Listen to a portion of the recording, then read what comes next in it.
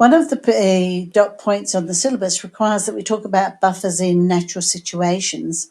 Both of these are really good for that. But this video is too long and this one goes into too much detail, although I'd advise you to have a quick look at both of those at some point on your own.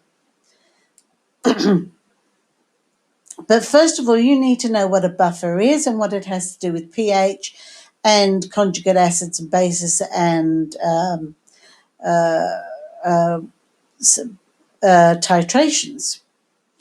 So we made a buffer solution, and we made one at school. We used acetic acid and we used sodium acetate. We put the two things into the beaker at the same time. And so we had the molecular form and we had the anion for this reaction present. It is an equilibrium reaction, and according to Le Chatelier's principle, if I disturb this equilibrium, the system will act to counteract what I have done. So if I add a couple of drops of HCl, then I'm adding extra H plus ions. And that would increase the concentration of H plus ions. So the system uses that up. The H plus joins on to the end of the acetate ion, and it goes back to being the acetic acid molecule. Now that would then re-lower the H plus back to where it was, and the result of that is the overall concentration of H plus ions hasn't changed very much, and so the pH doesn't change very much either. Similarly, if I add OH minus, if I add sodium hydroxide, the OH minus plus the H plus react to form water. So that's effectively reducing the H plus ions in this solution. When I reduce the H plus ions in the solution, the system acts to increase it again by breaking this H plus off here and reforming the acetate and the H plus. And therefore the concentration of H plus remains pretty much constant and the pH remains pretty much constant. It doesn't shift very much. As long as I have both of these species present, I will have a buffer. Now, when we've got a strong acid and strong base, we don't have any buffering going on. We have got this very sharp change in pH that takes one drop to go from about pH 3 to pH 10.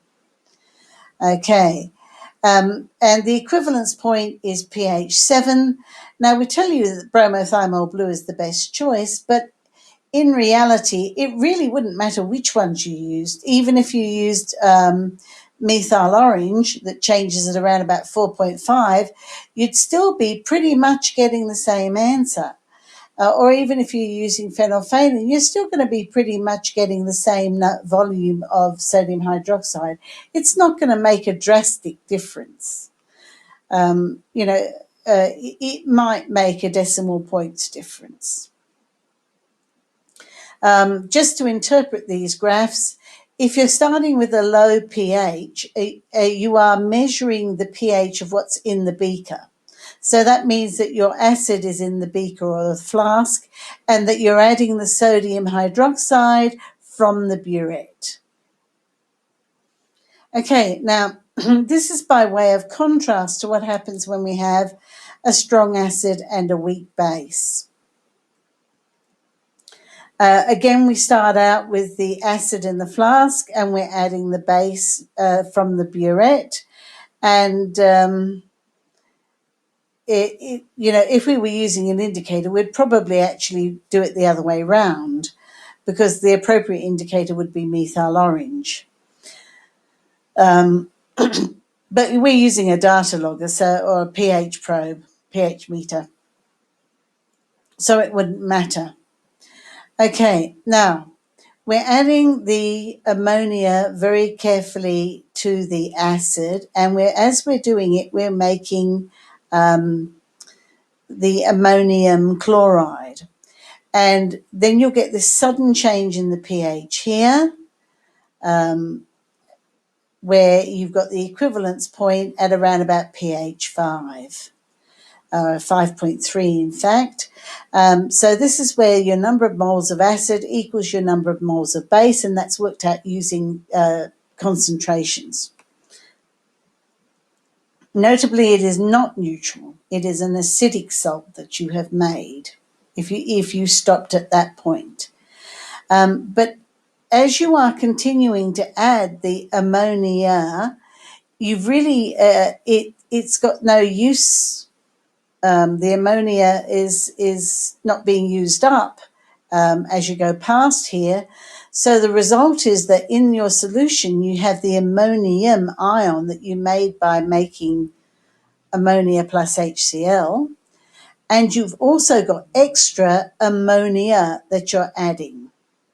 So this creates a buffering region here, and it buffers at around about pH 8.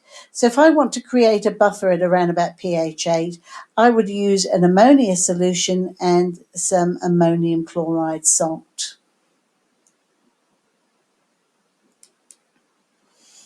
When we look at the titration of a weak acid and a strong base, the solution in the flask we've started out with is acidic. It's got a low pH. And we're adding sodium hydroxide from the burette. So this is the one that's being added. And when we look at this, we have got a buffering zone down here. This is where some of the acetic acid has been used up. By adding the sodium hydroxide, it's reacting with the acetic acid and it's making some sodium acetate. But you've still got some unreacted acetic acid at the same time. So in the same beaker, we have unreacted acetic acid because we're not at the equivalence point yet, and we've got sodium acetate. So in here, it acts as a buffer in that region. So this curve is kind of gently going up to here. We've got both of those present and acts as a buffer at around about pH 5. The equivalence point is around about 8.7, and we're using sodium acetate. It's a basic salt. The best indicator is phenolphthalein. If you chose to use something like methyl orange, you're going to turn off the sodium hydroxide from the burette at around about 5. So you're going to have your volume is too low, so your concentration would look like it's going to be too high. Whereas the correct answer was around about 10. Now just contrast that with the one before, where you had to use methyl orange because it has an indicated change at around about 5, which is good. 4.5, really 4.5, but that's close enough there. But if I used phenolphthalein, I would be turning the base off, the burette off, 2 mils too late. So I would have 2 mils more volume, and my concentration would actually appear to be lower as a consequence of that. So choosing the correct indicator once you've got a weak something or another is actually rather important. Okay. Now, if you've got a weak acid and a weak base, you would notice that even though this is, say, a point, even this is you've got a weak acid, starts with a low pH, it's acetic acid. Notice this is about pH 3, which is 10 to the minus 3, which is around about what we would expect for acetic acid, just by itself. We start adding the ammonia slowly to this. Now, as we add the ammonia slowly to this, then you're going to be getting the buffering zone in here as you create the anion at the same time. So while you've got both present, you will have a buffering in this zone here. Up here, you've passed the equivalence point, and now you've got too much ammonia solution. You'll have the ammonium you've just made, and you'll have too much ammonia, and the overall result is a buffering in this region here. It's very hard to pick up on this endpoint, the equivalence point. Both of the salts originate from something weak, a weak acid or a weak base, which tend to reform their molecules, and the pH depends upon which one's weakest. In this case, they're around about similar strengths. One's equally weak acid as the other one is an equally weak base. And there it is really important to use bromothymol blue as your best indicator of pH 7. That will give you the correct answer of 10 mils. Whereas if you were choosing to use phenolphthalein, you'd be turning it off too late. If you were choosing to use, trying to lower the line.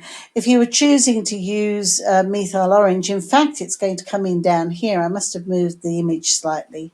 It'll come in down here, and you'll be turning it off at 4. So this is a long way off the answer. Oh, no, that's not the wrong one. If you were choosing to use litmus changes anywhere between 6 and 8. So at the bottom range of the litmus, you'd be turning it off too soon, and at the far end range, you'd be turning it off too late. So you could be out by anywhere up to 2 mils just using litmus, because it would give you the wrong result. And bromothymol blue gives you a much tighter change of colour in around about the pH 7 region. Now, this is included just to show you that not all acid-base reactions actually need to take place in a solution at all. If I've got hydrogen chloride from having HCl on a piece of cotton wool, conc HCl by the way, and a concentrated solution of ammonia at the other end, the vapour of this will bounce around over this way, and the vapour of the acid will bounce around over here, and where they meet, they will actually form a white ring of powder of ammonium chloride in the glass tube, and there's not a drop of water to be seen. The molecule of this is still molecular. When it joins onto here, we'll make this ammonium plus, and that's Cl minus, and there is no water at all, but there has been an acid-base reaction. So that's just out of interest. All right, so really we've seen what happens with choosing correct indicators because of buffer regions. We know what a buffer is. It's where you've got one of each species on each side of this dissociation equilibrium, and that helps you to maintain a pH at a particular level. And in the next unit, we'll be looking at how that applies to the hemoglobin in blood.